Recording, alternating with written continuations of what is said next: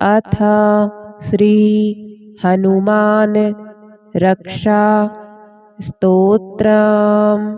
प्रणम्य श्रीगणेशं च श्रीरामं मारुतिं तथा रक्षामिमां पठेत् प्राज्ञः श्रद्धाभक्तिसमन्वितः।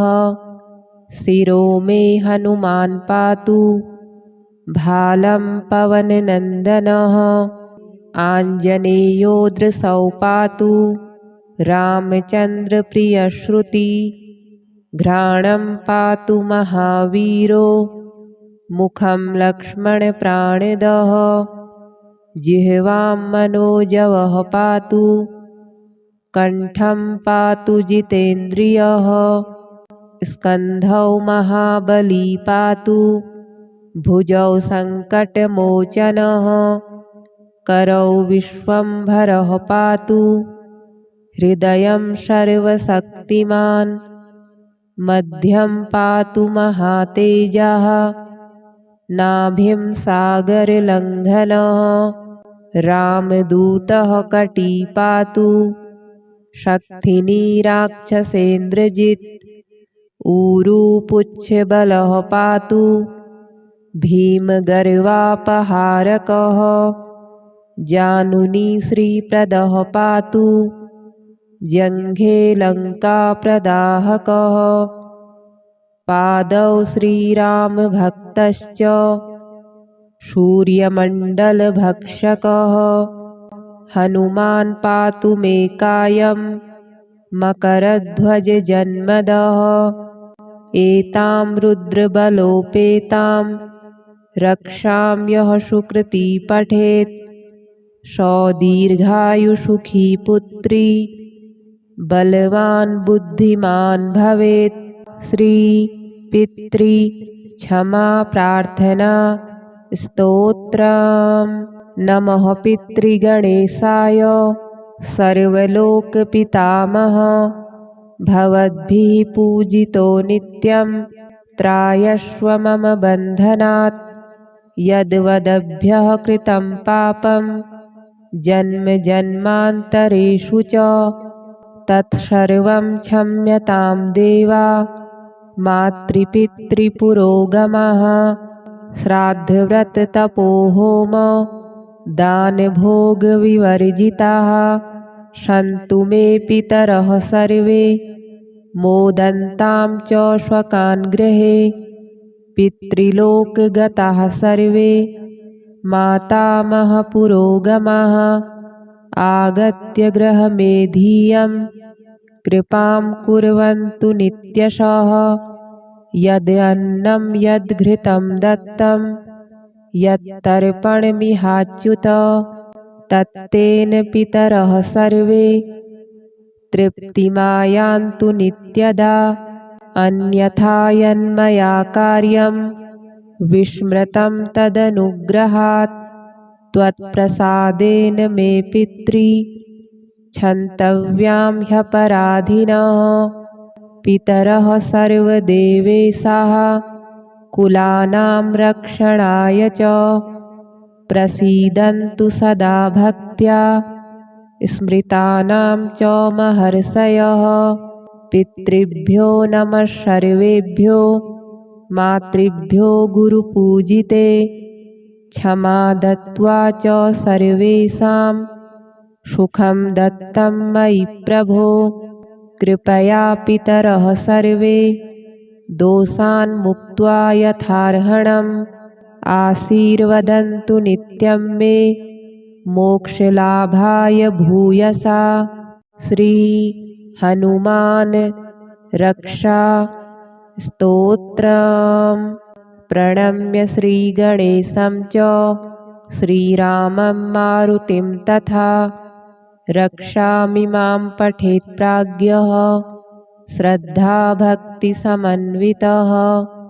शिरो मे हनुमान् पातु भालं पवननन्दनः। आञ्जनेयो दृशौ पातु रामचन्द्रप्रियश्रुति। घ्राणं पातु महावीरो मुखं लक्ष्मणप्राणदः। जिह्वां मनोजवः पातु, कण्ठं पातु जितेन्द्रियः, स्कन्धौ महाबली पातु, भुजौ सङ्कटमोचनः, करौ विश्वम्भरः पातु, हृदयं सर्वशक्तिमान्, मध्यं पातु महातेजः, नाभिं सागरलङ्घनः, रामदूतः कटी पातु, शक्तिनी राक्षसेन्द्रजित्, ऊरू पुच्छबलः पातु, भीमगर्वापहारकः, जानुनी श्रीप्रदः पातु, जङ्घे लङ्काप्रदाहकः, पादौ श्रीरामभक्तश्च, सूर्यमण्डलभक्षकः, हनुमान् पातु मे कायं, मकरध्वजजन्मदः, एतां रुद्रबलोपेतां, रक्षां यः सुकृती पठेत्, सो दीर्घायुसुखी पुत्री, बलवान् बुद्धिमान् भवेत्। श्री पितृ क्षमा प्रार्थना स्तोत्रम्। नमः पितृगणेशाय सर्वलोकपितामह, भवद्भिः पूजितो नित्यं, त्रायस्व मम बन्धनात्। यद्वदभ्यः कृतं पापं जन्म जन्मान्तरेषु च, तत्सर्वं क्षम्यतां देवा मातृपितृपुरोगमः। श्राद्धव्रततपोहोम दानभोगविवर्जिताः, सन्तु मे पितरः सर्वे, मोदन्तां च स्वकान् गृहे। पितृलोकगताः सर्वे, मातामहपुरोगमाः, आगत्य गृहमेधियं, कृपां कुर्वन्तु नित्यशः। यदन्नं यद्घृतं दत्तं, यत्तर्पणमिहाच्युत, तत्तेन पितरः सर्वे, तृप्तिमायान्तु नित्यदा। अन्यथा यन्मया कार्यं, विस्मृतं तदनुग्रहात्, त्वत्प्रसादेन मे पितृ क्षन्तव्यां ह्यपराधिनः। पितरः सर्वदेवेशाः, कुलानां रक्षणाय च, प्रसीदन्तु सदा भक्त्या, स्मृतानां च महर्षयः। पितृभ्यो नमः सर्वेभ्यो, मातृभ्यो गुरुपूजिते, क्षमा दत्त्वा च सर्वेषां, सुखं दत्तं मयि प्रभो। कृपया पितरः सर्वे, दोषान् मुक्त्वा यथार्हणम्, आशीर्वदन्तु नित्यं मे, मोक्षलाभाय भूयसा। श्री हनुमान रक्षा स्तोत्रम्। प्रणम्य श्रीगणेशं च, श्रीरामं मारुतिं तथा, रक्षामिमां पठेत् प्राज्ञः, श्रद्धाभक्तिसमन्वितः। शिरो मे हनुमान् पातु, भालं पवननन्दनः, आञ्जनेयो दृशौ पातु, रामचन्द्रप्रियश्रुति। घ्राणं पातु महावीरो, मुखं लक्ष्मणप्राणदः, जिह्वां मनोजवः पातु, कण्ठं पातु जितेन्द्रियः, स्कन्धौ महाबली पातु, भुजौ सङ्कटमोचनः, करौ विश्वम्भरः पातु, हृदयं सर्वशक्तिमान्, मध्यं पातु महातेजः, नाभिं सागरलङ्घनः, रामदूतः कटी पातु, शक्तिनी राक्षसेन्द्रजित्, ऊरू पुच्छबलः पातु, भीमगर्वापहारकः जानुनी श्रीप्रदः पातु जङ्घे लङ्काप्रदाहकः पादौ श्रीरामभक्तश्च सूर्यमण्डलभक्षकः हनुमान् पातु मे कायं मकरध्वजजन्मदः एतां रुद्रबलोपेतां रक्षां यः सुकृती पठेत् सो दीर्घायुसुखी पुत्री बलवान् बुद्धिमान् भवेत्। श्री पितृ क्षमा प्रार्थना स्तोत्रम्। नमः पितृगणेशाय सर्वलोकपितामह भवद्भिः पूजितो नित्यं त्रायस्व मम बन्धनात् यद्वदभ्यः कृतं पापं जन्म जन्मान्तरेषु च तत्सर्वं क्षम्यतां देवा मातृपितृपुरोगमः श्राद्धव्रततपोहोम दानभोगविवर्जिताः सन्तु मे पितरः सर्वे मोदन्तां च स्वकान् गृहे पितृलोकगताः सर्वे मातामहपुरोगमाः आगत्य गृहमेधीयं कृपां कुर्वन्तु नित्यशः यदन्नं यद्घृतं दत्तं यत्तर्पणमिहाच्युत तत्तेन पितरः सर्वे तृप्तिमायान्तु नित्यदा अन्यथा यन्मया कार्यं विस्मृतं तदनुग्रहात् त्वत्प्रसादेन मे पितृ क्षन्तव्यां ह्यपराधिनः पितरः सर्वदेवेशाः कुलानां रक्षणाय च प्रसीदन्तु सदा भक्त्या स्मृतानां च महर्षयः पितृभ्यो नमः सर्वेभ्यो मातृभ्यो गुरुपूजिते क्षमा दत्त्वा च सर्वेषां सुखं दत्तं मयि प्रभो कृपया पितरः सर्वे दोषान् मुक्त्वा यथार्हणम् आशीर्वदन्तु नित्यं मे मोक्षलाभाय भूयसा। श्री हनुमान रक्षा स्तोत्रम्।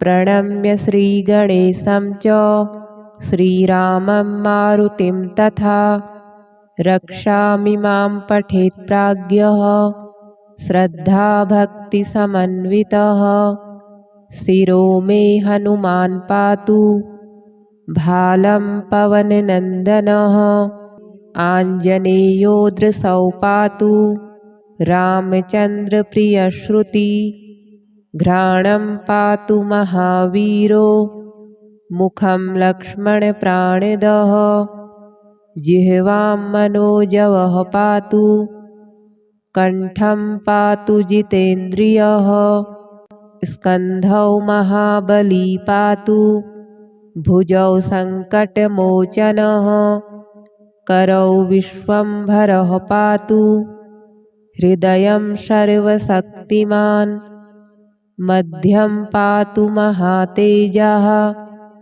नाभिं सागरलङ्घनः रामदूतः कटी पातु शक्तिनी राक्षसेन्द्रजित् ऊरुपुच्छबलः पातु भीमगर्वापहारकः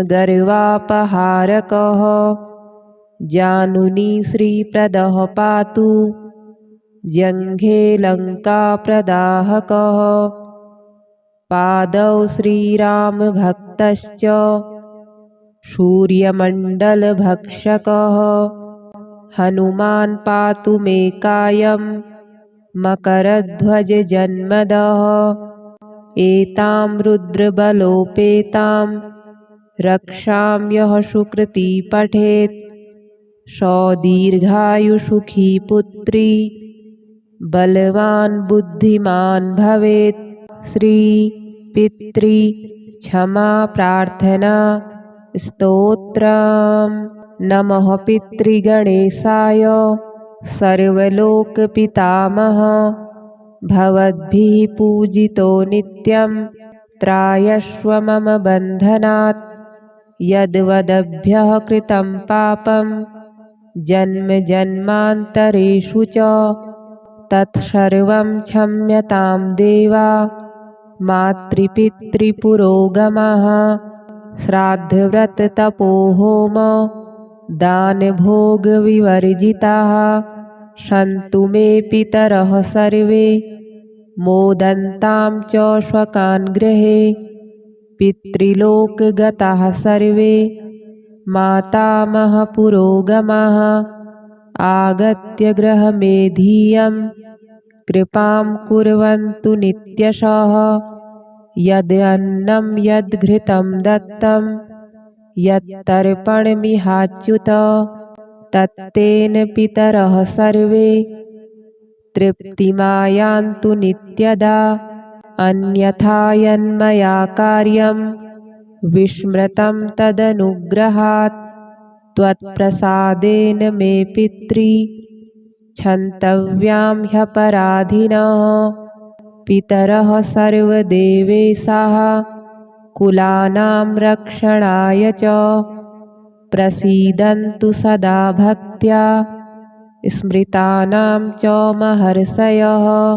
पितृभ्यो नमः सर्वेभ्यो मातृभ्यो गुरुपूजिते क्षमा दत्त्वा च सर्वेषां सुखं दत्तं मयि प्रभो।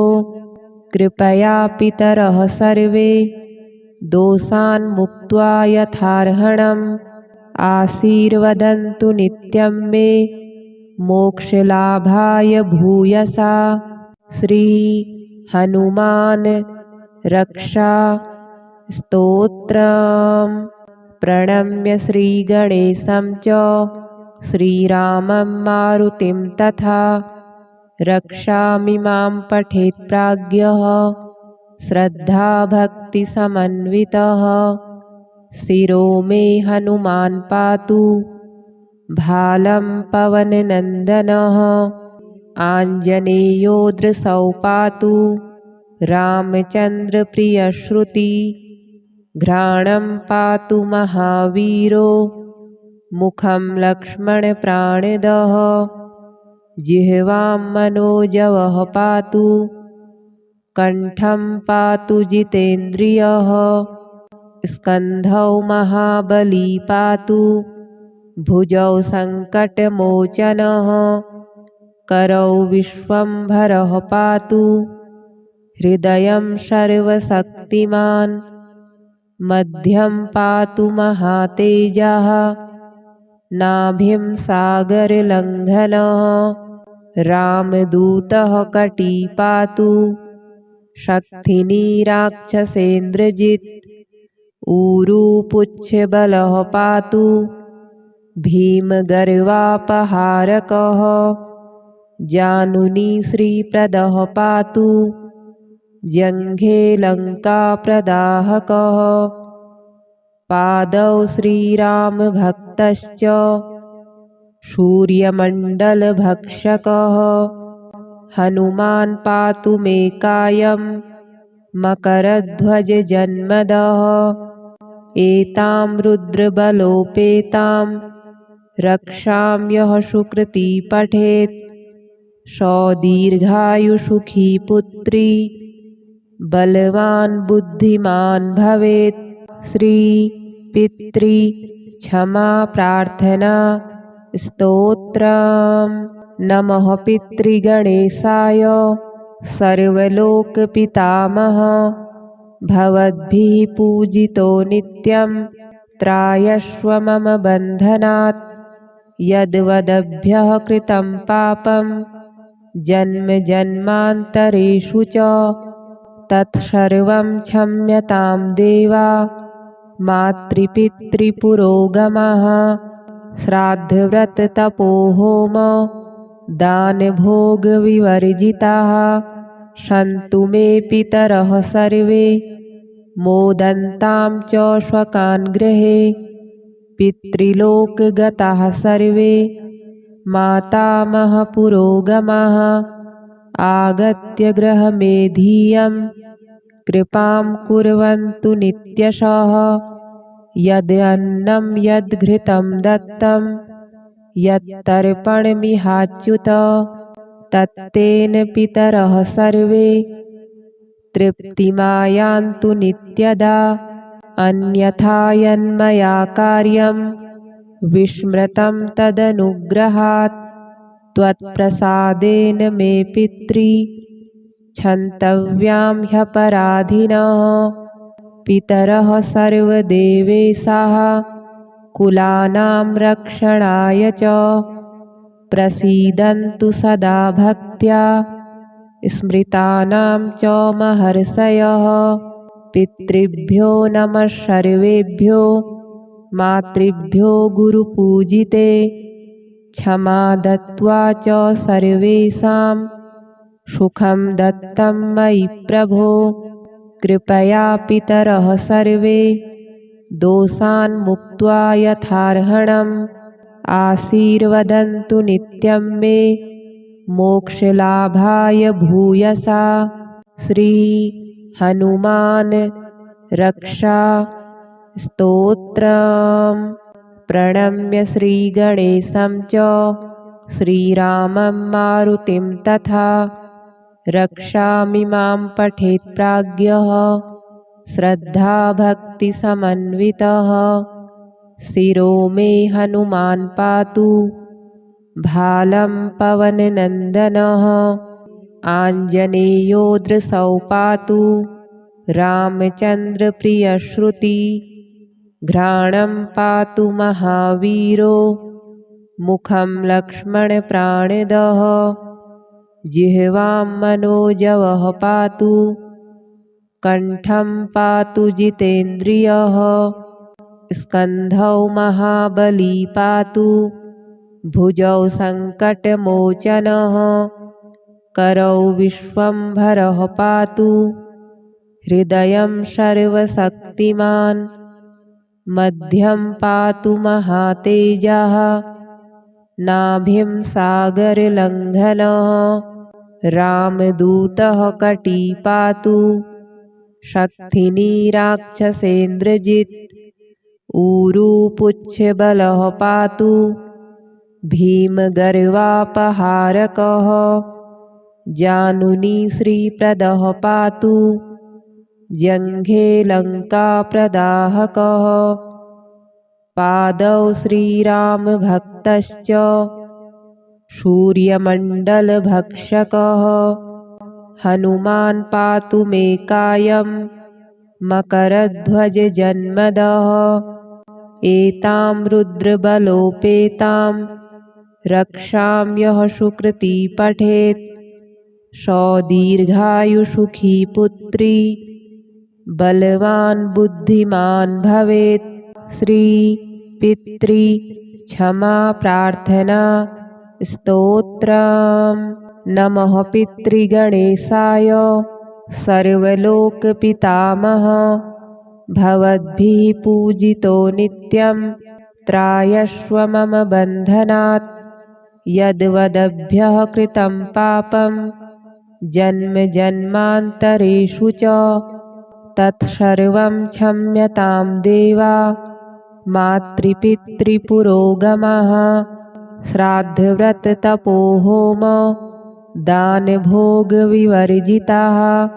सन्तु मे पितरः सर्वे मोदन्तां च श्वकान् गृहे पितृलोकगताः सर्वे मातामहपुरोगमाः आगत्य गृहमेधीयं कृपां कुर्वन्तु नित्यशः यदन्नं यद्घृतं दत्तं यत्तर्पणमिहाच्युत तत्तेन पितरः सर्वे तृप्तिमायान्तु नित्यदा अन्यथा यन्मया कार्यं विस्मृतं तदनुग्रहात् त्वत्प्रसादेन मे क्षन्तव्यां ह्यपराधिनः पितरः सर्वदेवेशाः कुलानां रक्षणाय च प्रसीदन्तु सदा भक्त्या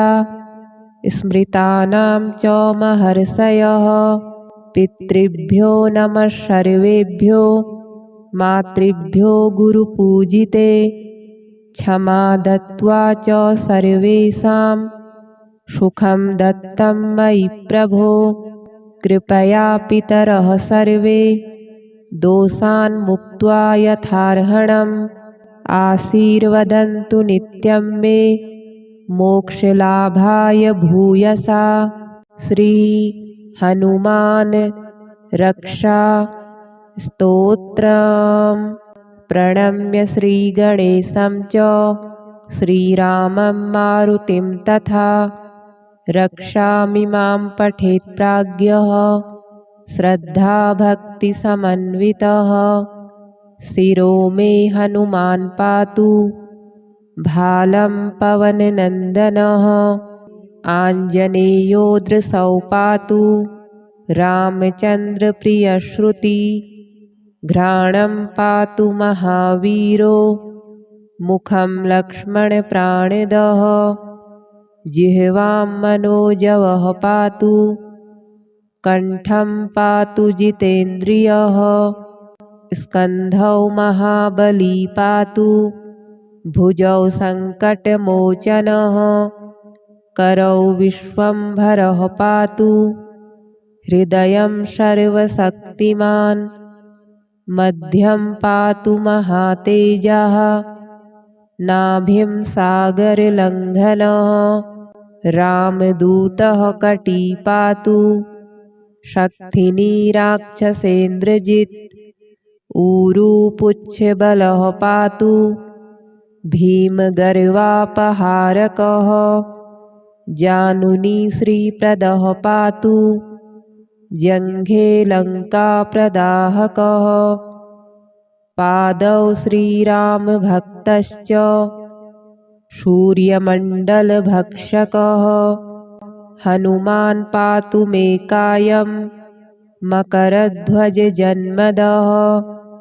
एतां रुद्रबलोपेतां रक्षां यः सुकृती पठेत् स दीर्घायुसुखी पुत्री बलवान् बुद्धिमान् भवेत्। श्री पितृ क्षमा प्रार्थना स्तोत्रम्। नमः पितृगणेशाय सर्वलोकपितामह भवद्भिः पूजितो नित्यं त्रायस्व मम बन्धनात् यद्वदभ्यः कृतं पापं जन्म जन्मान्तरेषु च तत्सर्वं क्षम्यतां देवा मातृपितृपुरोगमः श्राद्धव्रततपोहोम दानभोगविवर्जिताः सन्तु मे पितरः सर्वे मोदन्तां च स्वकान् गृहे पितृलोकगताः सर्वे मातामहपुरोगमाः आगत्य गृहमेधीयं कृपां कुर्वन्तु नित्यशः यदन्नं यद्घृतं दत्तं यत्तर्पणमिहाच्युत तत्तेन पितरः सर्वे तृप्तिमायान्तु नित्यदा अन्यथा यन्मया कार्यं विस्मृतं तदनुग्रहात् त्वत्प्रसादेन मे पितृ क्षन्तव्यां ह्यपराधिनः पितरः सर्वदेवेशाः कुलानां रक्षणाय च प्रसीदन्तु सदा भक्त्या स्मृतानां च महर्षयः पितृभ्यो नमः सर्वेभ्यो मातृभ्यो गुरुपूजिते क्षमा दत्त्वा च सर्वेषां सुखं दत्तं मयि प्रभो कृपया पितरः सर्वे दोषान् मुक्त्वा यथार्हणम् आशीर्वदन्तु नित्यं मे मोक्षलाभाय भूयसा। श्री हनुमान रक्षा स्तोत्रम्। प्रणम्य श्रीगणेशं च श्रीरामं मारुतिं तथा रक्षामिमां पठेत् प्राज्ञः श्रद्धाभक्तिसमन्वितः। शिरो मे हनुमान् पातु भालं पवननन्दनः। आञ्जनेयो दृशौ पातु रामचन्द्रप्रियश्रुति।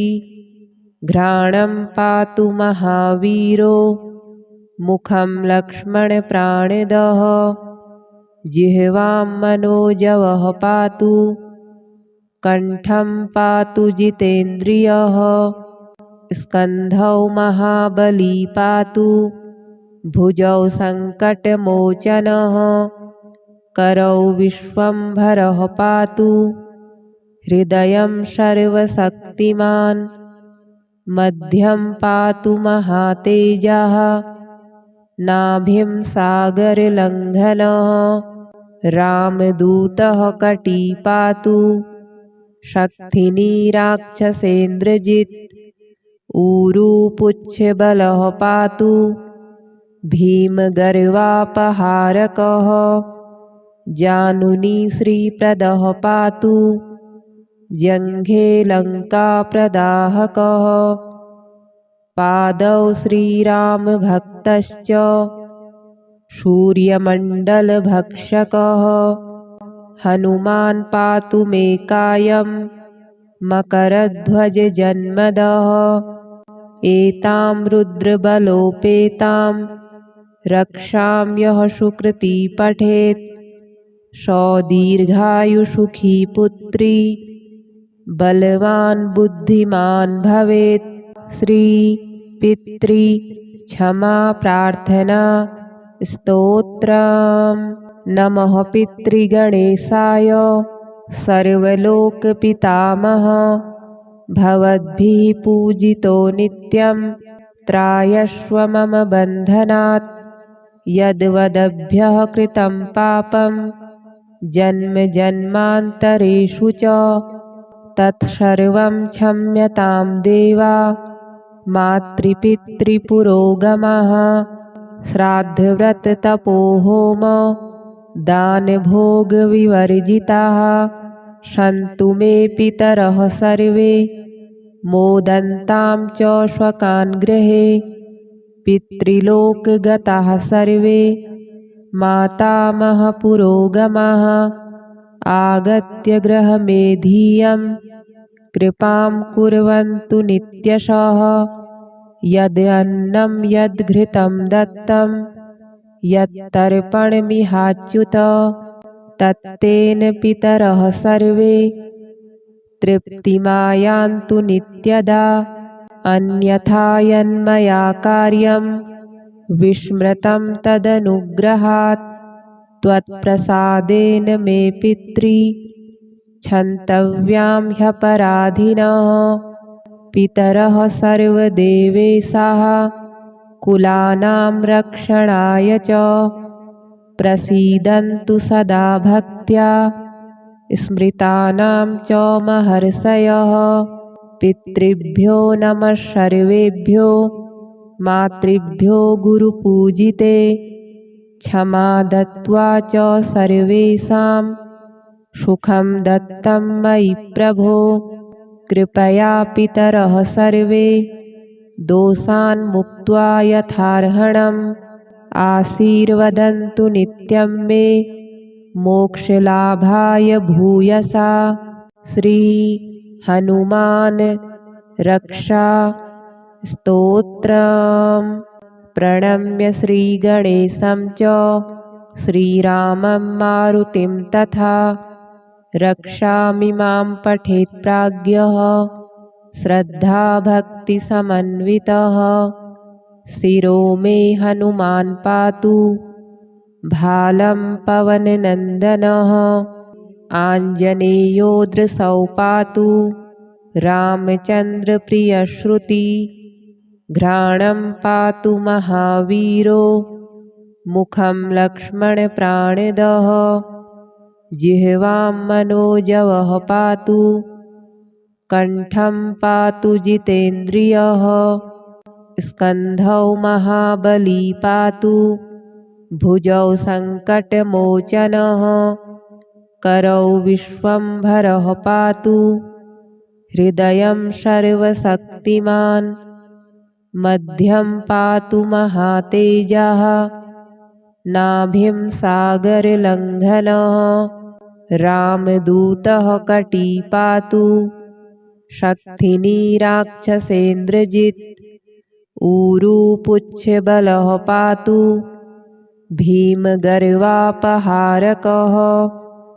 जानुनी श्रीप्रदः पातु जङ्घे लङ्काप्रदाहकः पादौ श्रीरामभक्तश्च सूर्यमण्डलभक्षकः हनुमान् पातु मे कायं मकरध्वजजन्मदः एतां रुद्रबलोपेतां रक्षां यः सुकृती पठेत् सदीर्घायुसुखी पुत्री बलवान् बुद्धिमान् भवेत्।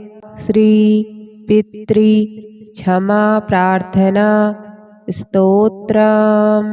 नमः पितृगणेशाय सर्वलोकपितामह भवद्भिः पूजितो नित्यं त्रायस्व मम बन्धनात् यद्वदभ्यः कृतं पापं जन्म जन्मान्तरेषु च तत्सर्वं क्षम्यतां देवा मातृपितृपुरोगमः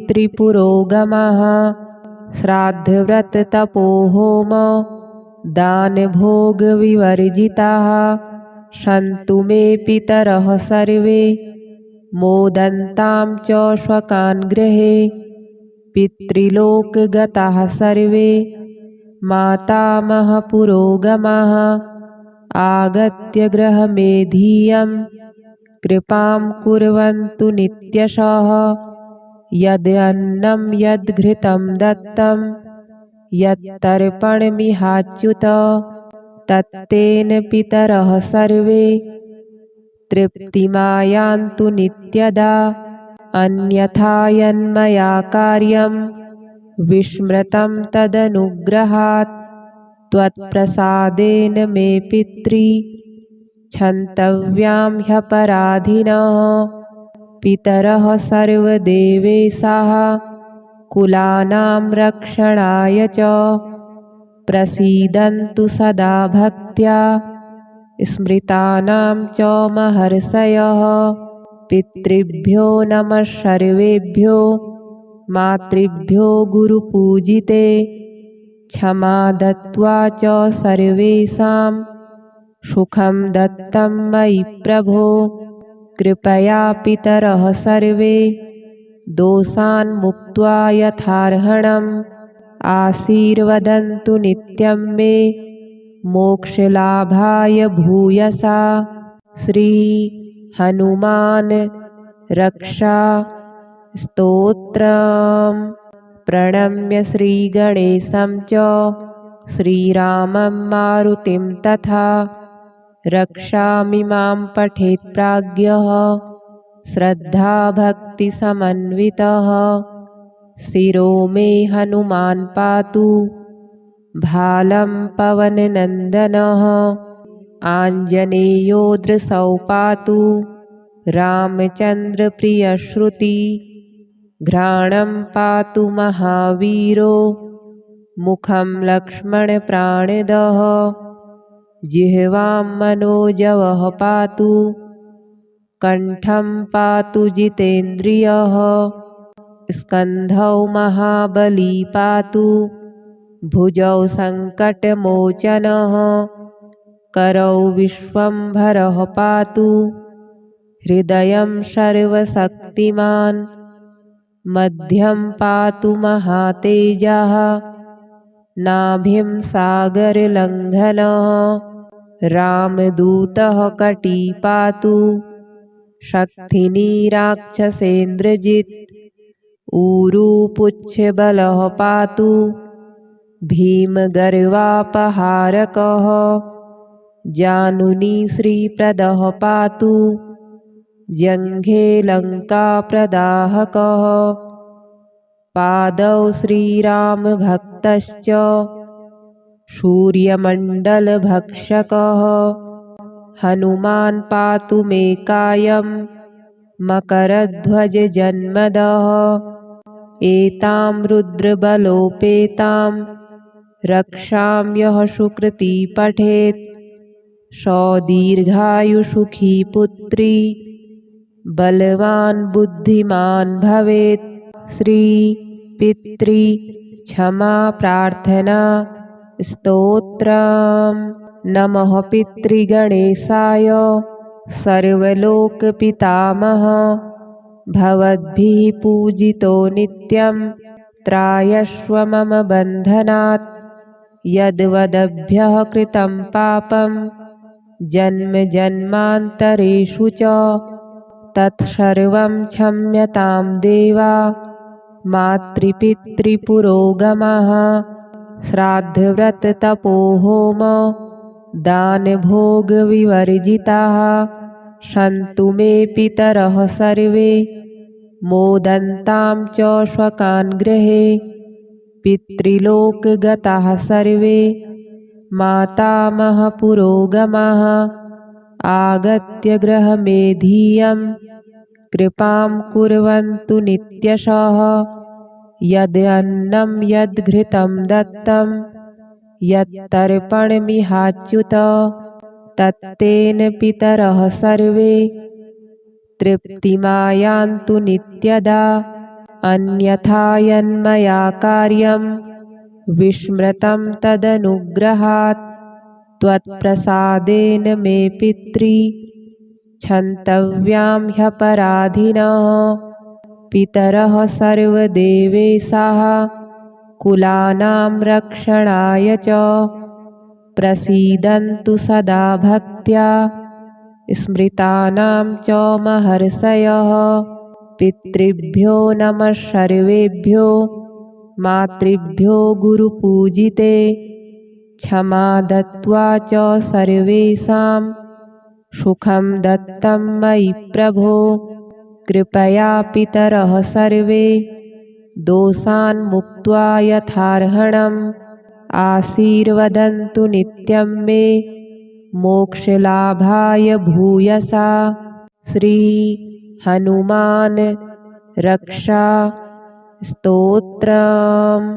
प्रणम्य श्रीगणेशं च श्रीरामं मारुतिं तथा रक्षामि मां पठेत् प्राज्ञः श्रद्धाभक्तिसमन्वितः शिरो मे हनुमान् पातु भालं पवननन्दनः आञ्जनेयो दृशौ पातु रामचन्द्रप्रियश्रुति घ्राणं पातु महावीरो मुखं लक्ष्मणप्राणदः जिह्वां मनोजवः पातु कण्ठं पातु जितेन्द्रियः स्कन्धौ महाबली पातु भुजौ सङ्कटमोचनः करौ विश्वम्भरः पातु हृदयं सर्वशक्तिमान् मध्यं पातु महातेजः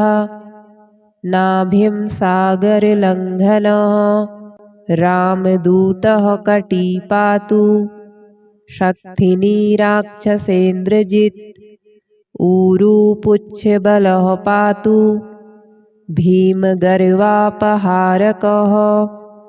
जानुनी श्रीप्रदः पातु जङ्घे लङ्काप्रदाहकः पादौ श्रीरामभक्तश्च सूर्यमण्डलभक्षकः हनुमान् पातु मे कायं मकरध्वजजन्मदः एतां रुद्रबलोपेतां रक्षां यः सुकृती पठेत् सदीर्घायुसुखी पुत्री बलवान् बुद्धिमान् भवेत्। श्री पितृ क्षमा प्रार्थना स्तोत्रम्।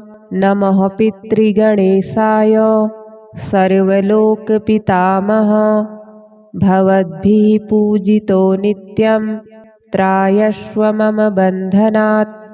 यद्वदभ्यः कृतं पापं जन्म जन्मान्तरेषु च तत्सर्वं क्षम्यतां देवा मातृपितृपुरोगमः। श्राद्धव्रततपोहोम दानभोगविवर्जिताः सन्तु मे पितरः सर्वे मोदन्तां च स्वकान् गृहे। पितृलोकगताः सर्वे मातामहपुरोगमाः आगत्य गृहमेधीयं कृपां कुर्वन्तु नित्यशः। यदन्नं यद्घृतं दत्तं यत्तर्पणमिहाच्युत तत्तेन पितरः सर्वे तृप्तिमायान्तु नित्यदा। अन्यथा यन्मया कार्यं विस्मृतं तदनुग्रहात् त्वत्प्रसादेन मे पितृ क्षन्तव्यां ह्यपराधिनः। पितरः सर्वदेवेशाः कुलानां रक्षणाय च प्रसीदन्तु सदा भक्त्या स्मृतानां च महर्षयः। पितृभ्यो नमः सर्वेभ्यो मातृभ्यो गुरुपूजिते क्षमा दत्त्वा च सर्वेषां सुखं दत्तं मयि प्रभो। कृपया पितरः सर्वे दोषान् मुक्त्वा यथार्हणम् आशीर्वदन्तु नित्यं मे मोक्षलाभाय भूयसा।